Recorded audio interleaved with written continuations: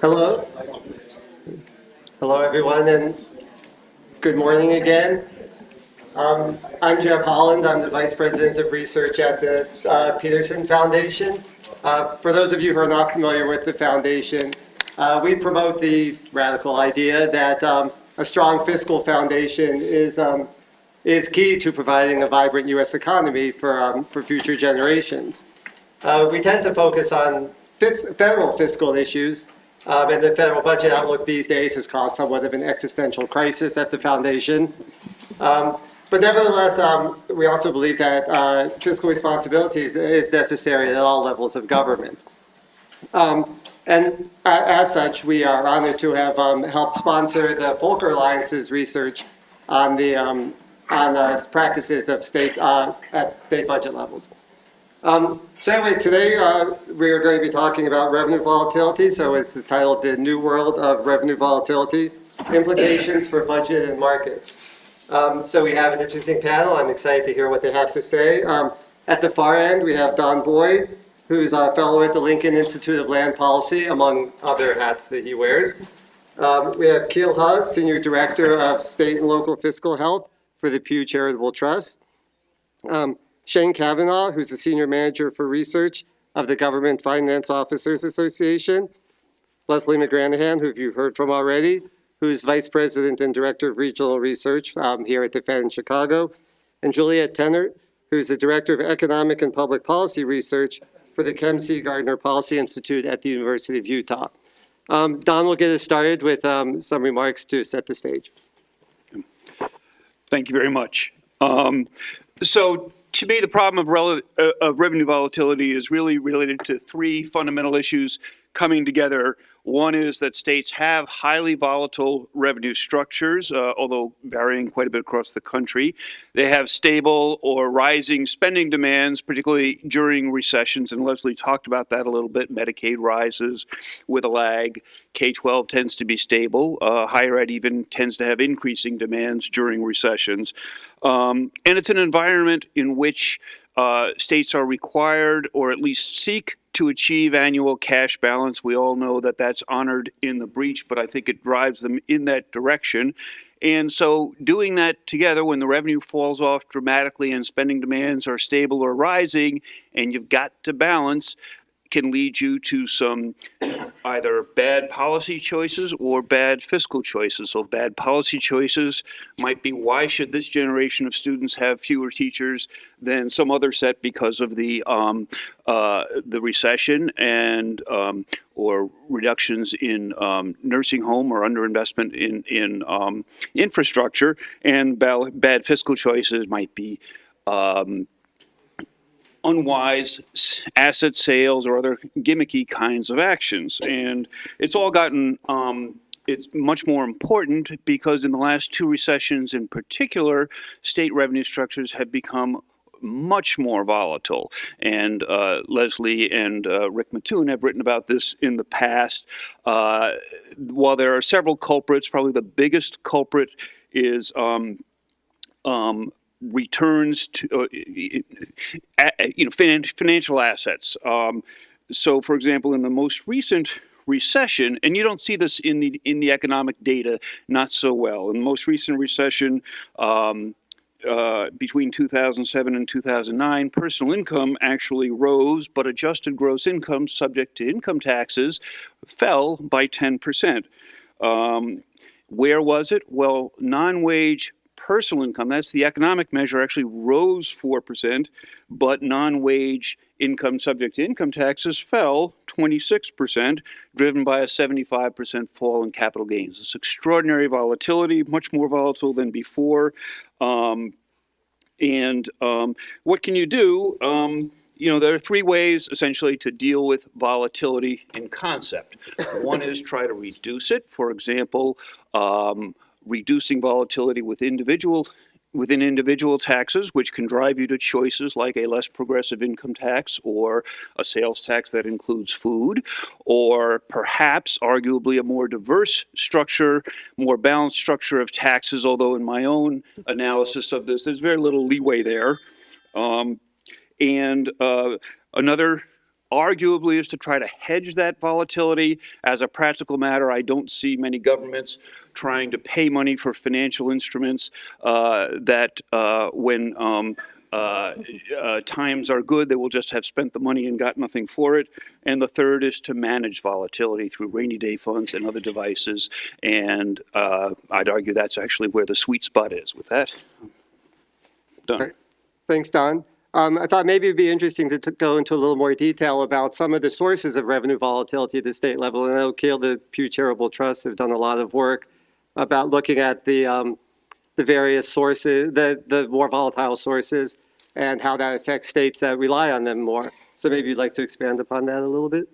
Sure. A lot of the volatility that we've seen in recent history is primarily driven by extraction taxes, right? So natural resources are very volatile.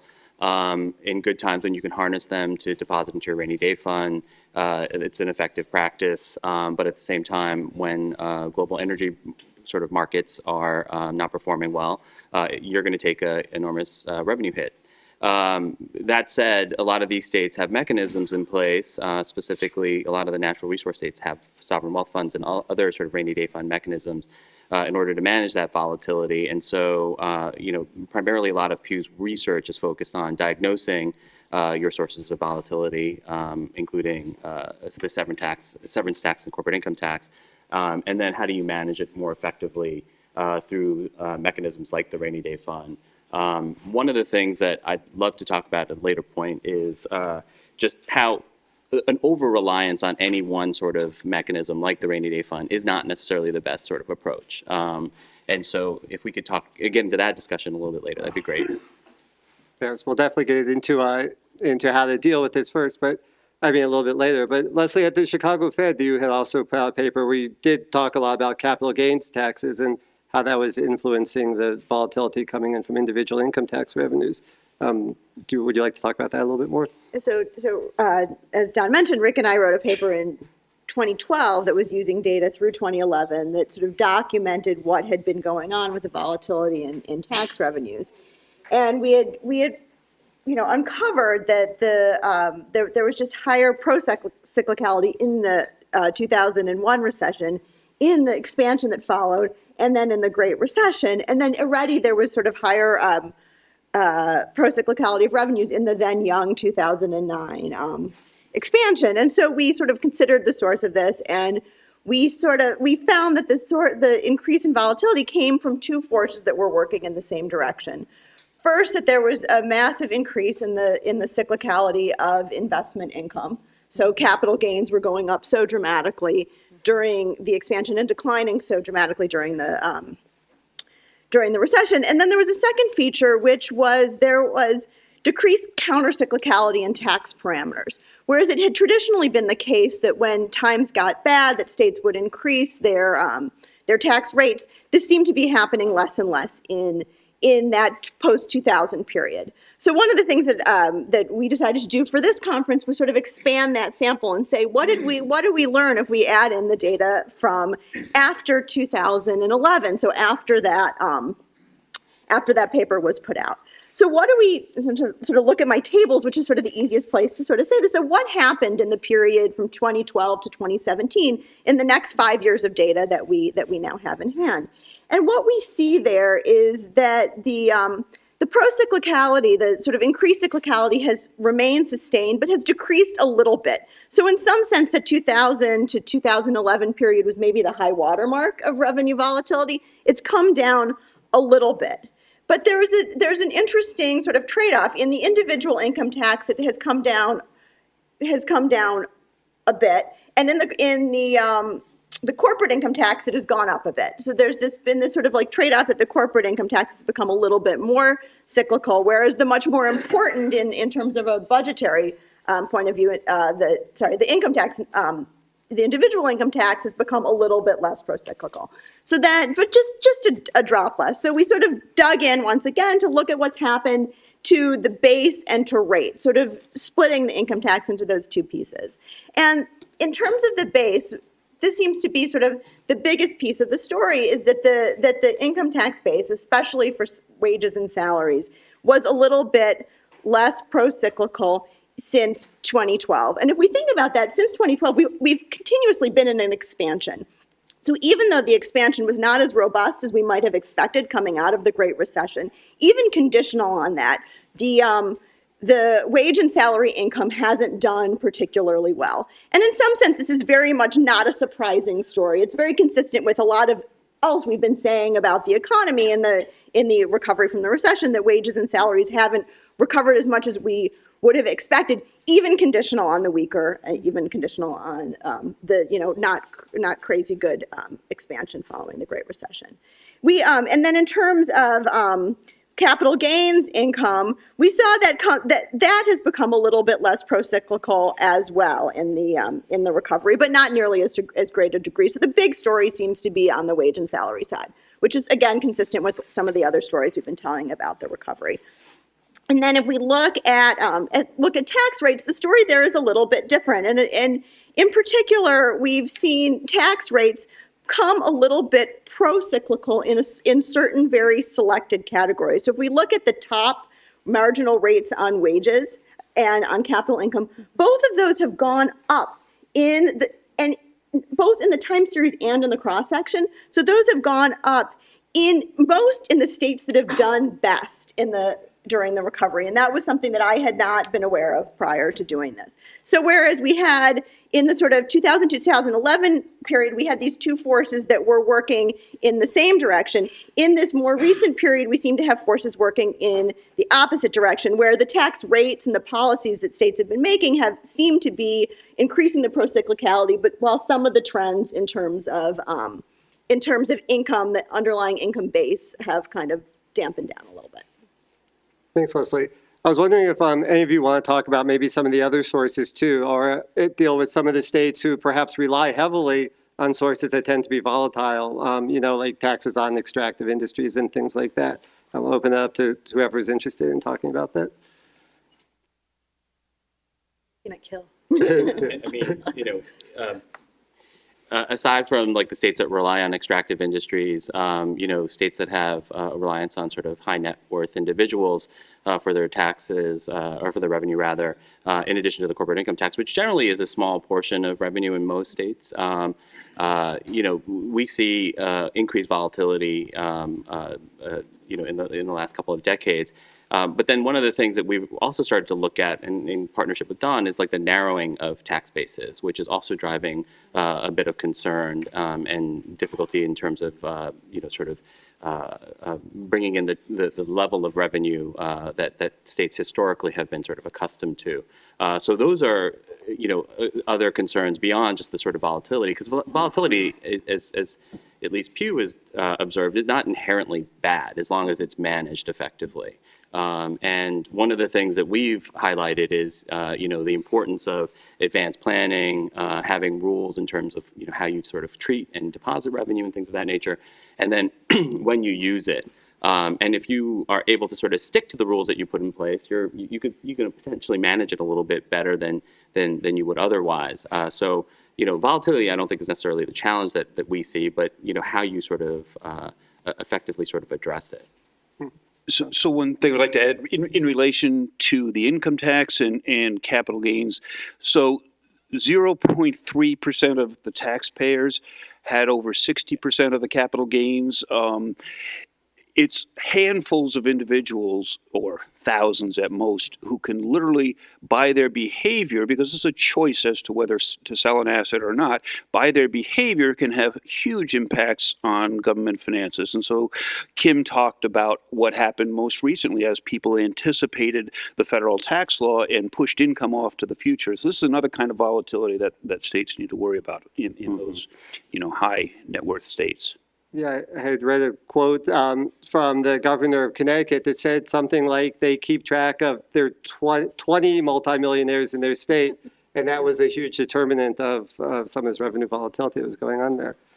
Joy, Maybe just following up on what Kil, pointed to, this issue of the narrowing tax bases, right? So that's going on, and it ends up kind of contributing to volatility. So if we look at, sales tax revenue, which I think we'd agree is a relatively stable source. Of course, it ebbs and flows with the economy, but as revenue forecasters, we have a pretty good handle on it.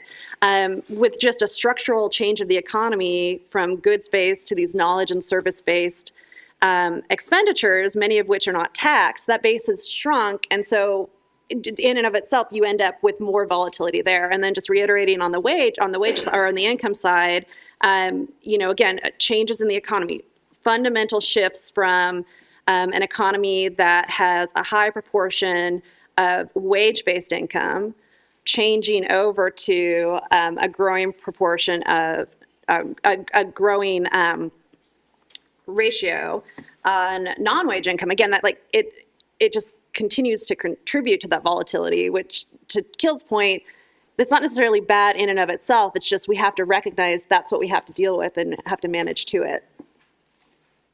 And for those states, I think that Pew had also sort of done some work on states that were heavily dependent on, again, severance taxes, things like that. And do you all have any thoughts about sort of how states are relatively narrowly focused in their revenues and therefore may be subject to more revenue volatility should think about dealing with that? I mean, with states with natural resources, I think that they're playing to their strengths. Yeah. But in good times when energy prices are quite high and robust, they look like geniuses. When things are not so good and sort of energy markets are not performing as well, they don't, right? I mean, and then you have discussions about diversifying the tax base and things of that nature. But again, that's where sort of politics comes into play, and decisions around whether to sort of broaden the tax bases in states is not something that we've necessarily focused on. But at the same time, that seems to be a discussion that happens pretty regularly. Again, I think one of the things that we're worried about at Pew is as sort of Bob Inman sort of highlighted, we need some forward-looking politics. And one of the things that we've found in our work is that we have to constantly remind lawmakers of the importance of good fiscal stewardship. It is a constant and enduring effort on our part. And then when you look at the election coming up in November of 2018, 1 in 3 governors will be brand new. 1 out of 6 legislators will be brand new. A lot of the committee chairs will change over. If we anticipate a blue wave, as a lot of sort of political forecasters are sort of suggesting, that's going to change basically the composition and potentially the priorities of the states. And so to sort of constantly be out there reminding these sort of elected officials of the importance of fiscal stewardship is going to be really challenging, I think, for us going forward. But it's something that, again, Pew and other groups like Volcker, the Laura and John Arnold Foundation, the Urban Institute, Lincoln Institute of Land Policy, we're all committed to. Maybe I'll just add on to that. I think, there is hope, of course, despite maybe the tenor of this conference. I think we heard earlier today that, maybe a few years ago, a decade or so ago, rebuilding rainy day funds after recession wasn't a thing. It's a thing now. And I think earlier we heard today about the idea of the kind of rule of thumb of 5% of your revenues or whatnot being your reserve is kind of, is arbitrary, and does that kind of we move forward into more of a risk-based sort of approach to things? And I know Pew's been doing a lot of work on that. GFWA's been doing a lot of work on that. We heard about the concept of stress testing, so that may be the new frontier for how we think about reserves, is thinking about it not just as an arbitrary number to shoot for, but think of it as a risk management tool. Like, good example, Kansas, just to pick one state that has kind of moderate revenue volatility. In 2002, they had a decline of about 7% of their revenue. In the Great Recession, it was 10% decline. So if you're looking at a rule of thumb of 5 to 10%, these two things don't line up. But if they had kind of more of a risk-based outlook, or any state for that matter had a more risk-based outlook and kind of considered reserves as a risk tool, maybe perhaps a healthier conversation than one based on just rule of thumb numbers. Mm-hmm. And one thing that the extraction states and the kind of capital gain states have in common is related to this risk-based notion is the faster they rise, the harder they fall, so that they need to be particularly aware that you shouldn't spend it all in the good times, and having mechanisms in place to ensure that doesn't happen is important. Maybe one other thing I'll throw out there is, I wonder if there is potential for financial instruments to help out. And the reason I bring this up, Don, you were not super enthusiastic about this concept, but the reason I bring this up is that GFOA does a lot of work with cities when it comes to natural disasters and extreme events. And in that case, reserves are one hedge, but sometimes an earthquake, hurricane, whatnot is going to be bigger than your reserves can handle. So the natural question is insurance. And if you follow FEMA closely, one of their big things is to get local governments to close the insurance gap, because the amount of declarations that the federal government makes in recent years are going to far outstrip its capacity to actually fund these declarations. So the question is, can local governments, or they should be, relying more heavily on private insurance markets to cover this risk? And then it becomes a habit and people get used to the idea of taking out insurance, things like parametrics to cover extreme event risk. Does it become, oh, well, we're doing this for earthquakes, hurricanes, whatnot, why aren't we just doing the same thing for revenue? So like everything in the public sector, there's probably an incremental evolutionary process to it, but it's not going to happen next week. But perhaps in the years ahead, financial instruments could be a more commonplace or realistic tool for managing risk as well. Yeah, thanks. And Shay, maybe you could follow up also. The GFOA had done a reserve analysis for Colorado Springs. I was wondering if you wanted to maybe use that as a case study or talk maybe a little more specifically about some research that you all have done. Yeah, sure. So over the past, I think, decade at this point, GFOA has been promoting this idea of risk-based analysis of local governments. And so we've been researching different methods of going about doing it, from very simple, just based on analogs of what happened in the past and be prepared for that to happen in the future, or what have happened at other local governments, since one local government is not a really big sample size, all the way to using Monte Carlo analysis. So in the year 2018, you can now do Monte Carlo analysis on your desktop Excel without any extra software.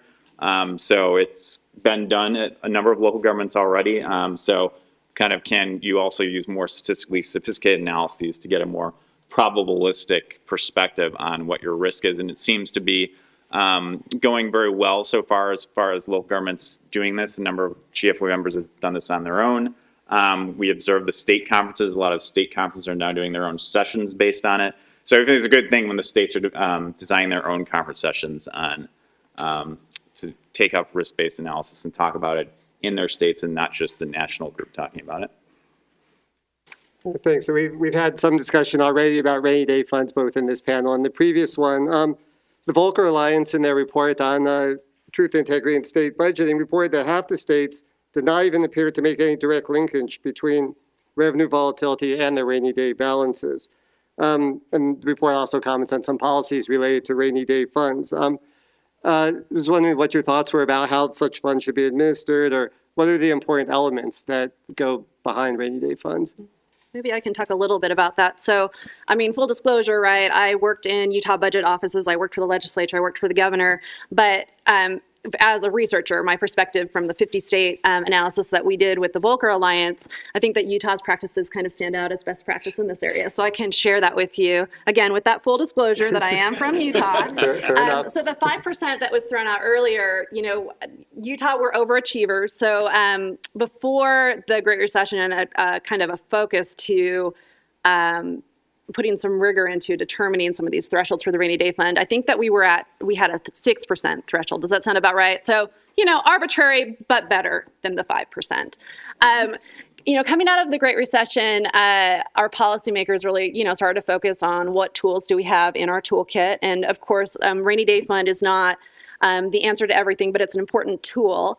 And this idea of looking at the balances in relation to revenue volatility. And in Utah, income tax is actually constitutionally earmarked for education. So we have an education fund and an education rainy day fund that's income tax based. And then we have our general fund, which is, essentially sales tax based, and a general fund, our general rainy day fund. And our legislators now have statutorily required that the executive and legislative staff offices on every 3 years, and Jonathan alluded to this earlier, every 3 years there's an analysis done looking at revenue volatility and really uncertainty and how that relates back to the balances of the rainy day fund. So really are those balances, or the thresholds at which we have automatic deposits into the rainy day fund, sufficient to cover what I think about, I mean, it's the volatility, but really what it is the uncertainty in the revenue forecast, right? So economists, I think someone mentioned, we really like to have a list of all the really bad things that could happen.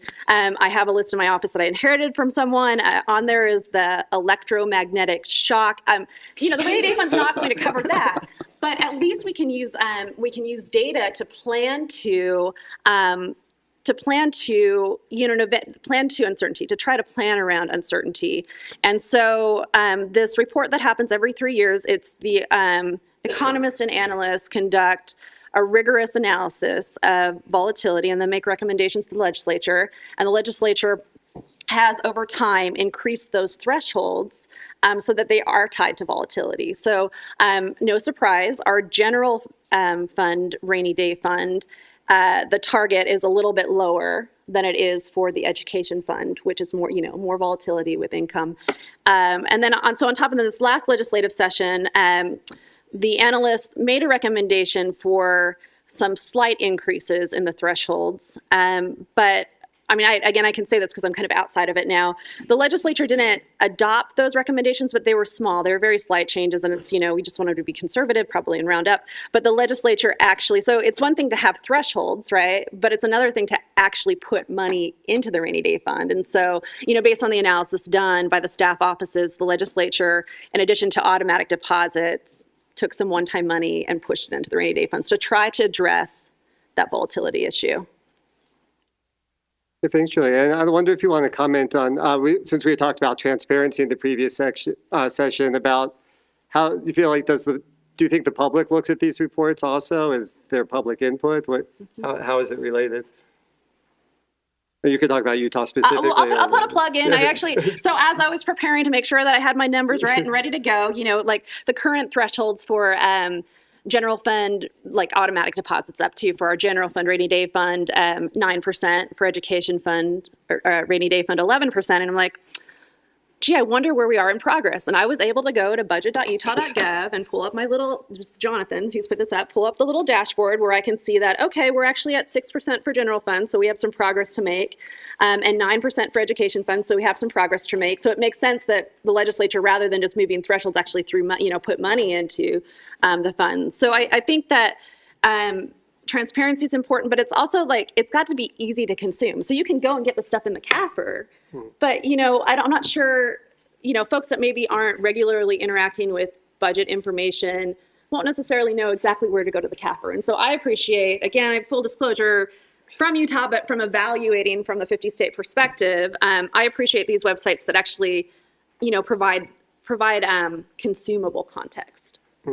Yeah, and I would put in a plug for NASBO's data. They have tables that represent sort of the rainy day fund size as well as reserves, and they have historical data. And we've actually at Pew used this information on our website, Fiscal 50, which again is meant to sort of push this information out in a usable format. Someone talked about the value of charts. We've got charts. We've got lots of them. And they're very colorful, and you can download the data, and you can actually take a snapshot and put it on your PowerPoint slide. So if you want to use that information to make it consumable for the public, it's available. But I would put in a plug for NASBO's data because it's very current, and you can look at trends using their information. And I have to say, I wish more states actually did a fiscal dashboard like the state of Utah did. There are very few that actually have that information online. More should do it. All right, maybe if you don't mind. The idea of transparency is very closely tied to public participation, of course, and kind of the type of transparency we've been talking about up to this point is kind of the mass transparency, and maybe only a very small percent of citizens are going to use it. Another model is the kind of expert approach where you have expert citizens involved. And I think we heard one of the speakers earlier talking about having expert citizens involved in the consensus forecasting approach, which I think is really interesting. And one might wonder, is there potential application to that when it comes to volatility? Because if you're going to manage volatility, you have to have some agreement on what the range of volatility is you're dealing with.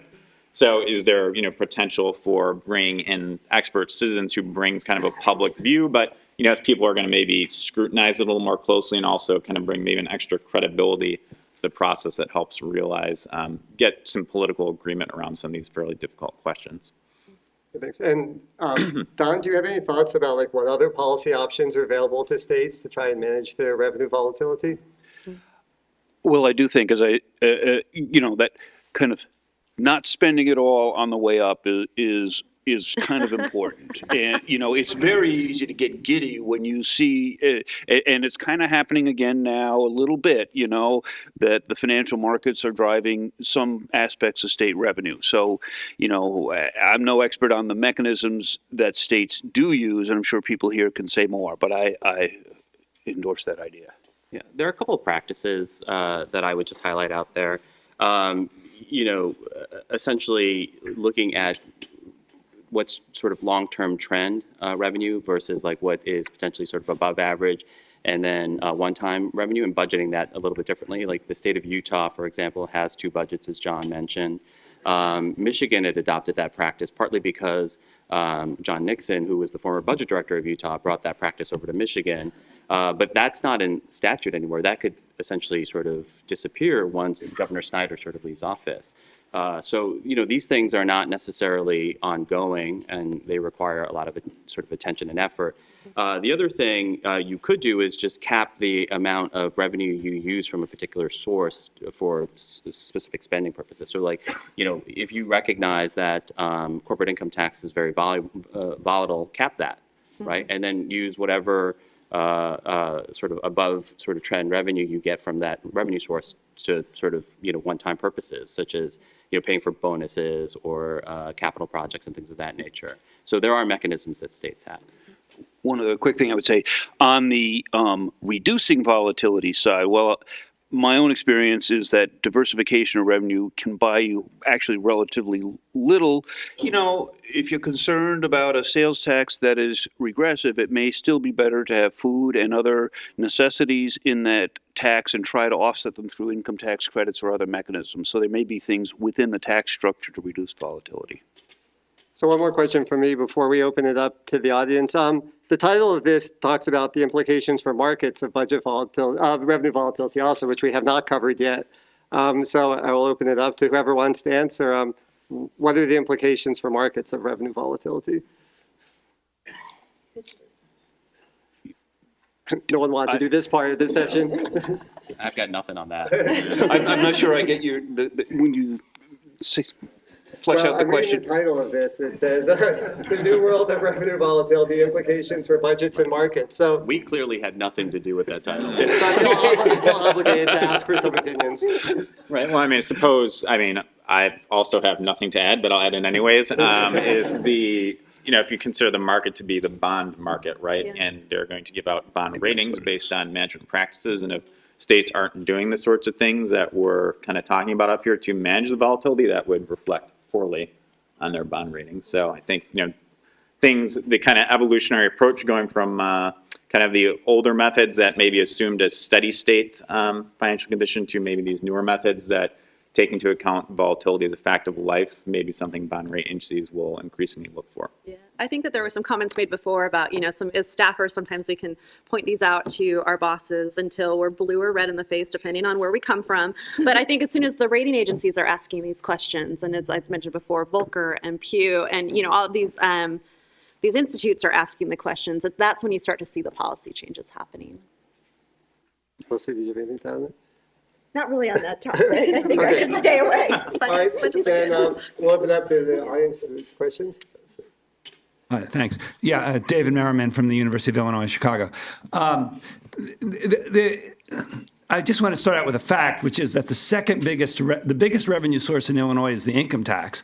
Second biggest revenue source is federal revenues. And on the other side, for local governments, a lot of their biggest revenue sources are state revenues. So I think when we think about volatility, we should also think about those revenue sources. Mm-hmm. And I wonder if there's any work being done to plot out, to some extent, a lot of those revenue sources are over a number of years, so you could plot out what's going to happen to your revenue sources. But also bringing in a conversation where the local governments, whatever volatility the state has, the local government is probably going to feel the impacts of that. I just wonder if the panel could talk about that a bit.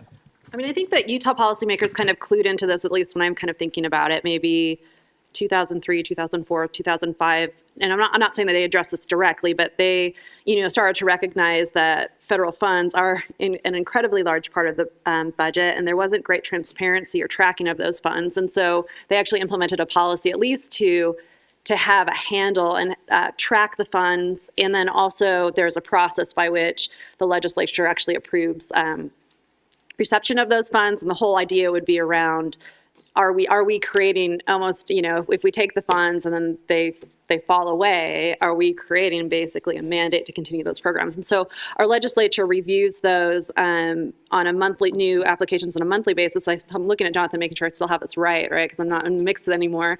And then, during the actual appropriations, they actually officially approve those. So at least we're tracking them. But it's certainly, it's an issue. So tracking and understanding the size. I mean, I guess the thing with federal revenue, when you look at it as the second largest revenue contribution, I think it's important to kind of dig in deeper and figure out, well, what's in there that could just kind of fall away and not be a big deal. There's money coming in to put anti-smoking ads on television, which are incredibly important. But when those monies go away, that's different than maybe expanding Medicaid to a certain degree. And so, I guess as folks are starting to dig into this, just kind of separating what the risk levels are. I mean, the good news, if you're a state government, is the federal government is not scrambling to balance its budget. And, but. So, and Medicaid is reimbursable. The political volatility is the real issue with federal aid to the states. State aid to localities, of course, the single largest piece is school aid, and it got cut pretty significantly in the last recession, and that is a big issue for local governments, for sure. Can we let Jonathan maybe add on to the Sure. Utah piece? Sorry. So we've evolved a little bit from what Juliet said, and we now actually do a real forecast of federal income There you go. every year. It's not, the forecast before was how much did states tell us, or state agencies tell us they were going to spend from federal grants. That was the forecast. Now we do an independent forecast using the same methodology or similar methodology that we do for our own revenue. And it's part of all of our analyses. It's part of the volatility analysis. And I think 2 years ago, legislators authorized the use of our general rainy day fund to cover federal fund risk, which that was not allowed before. We also included in our trend analysis that Kill talked about, where we show, hey, what does the point forecast look like in comparison to our 15-year trend?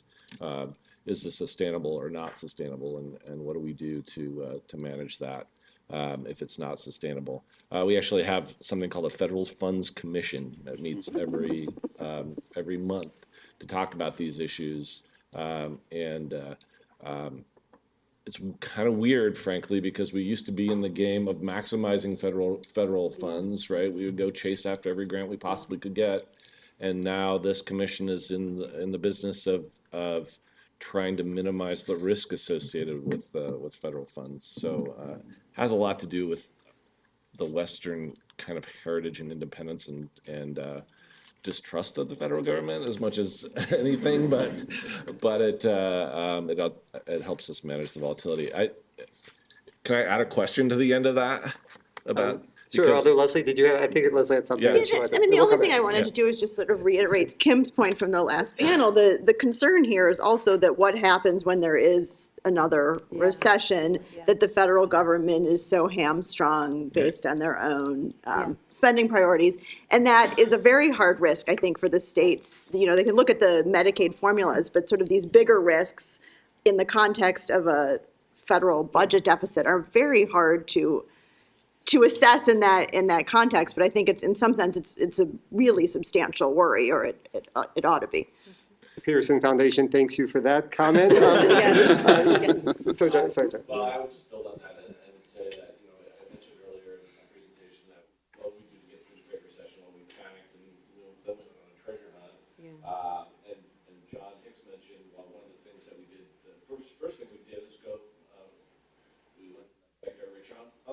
bailout, right?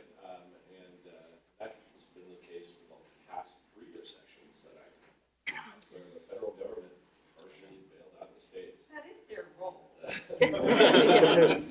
Yeah, in a macroeconomic standpoint, yeah. But what if they can't do it? And it really gets back to your comments, Kim, about, my question was not just about economic volatility, but Yeah. what about policy-driven volatility? Yeah.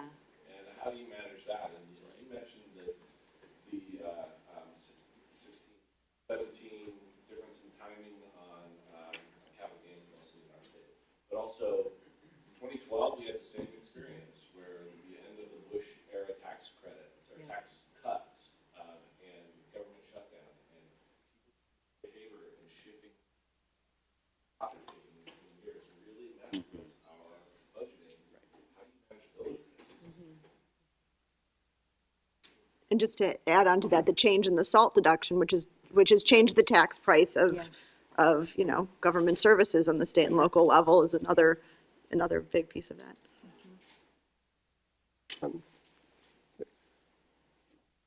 Andy Howard from the New York Fed. So I just wanted to come back to this idea of the local governments and the connection with the states. So, and I think both Don and David sort of raised it in some ways, but in some states, local governments tax the same stuff that the states do.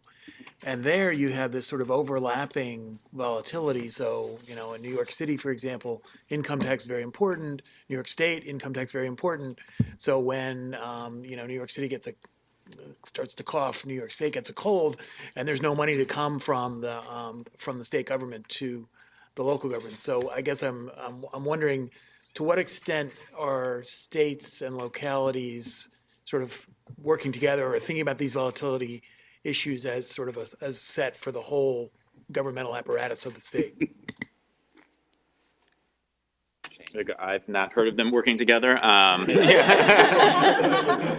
I mean, when it's just basically state revenue is another volatile revenue nowadays, like the sales tax. If you have auto dealerships in your community or whatever, it's that's been our advice to people, is treat it like a volatile revenue, because it kind of is. And it's a different source of volatility in some cases. We heard policy, may be part of it. It could be underlying economic conditions, but at the end of the day, it's just a volatile revenue. So design your policies as such. And I think Kill gave a number of great examples of how that can be done at the state level. And I think many of the same things apply at the local level. And we've, in fact, advised people to do exactly that.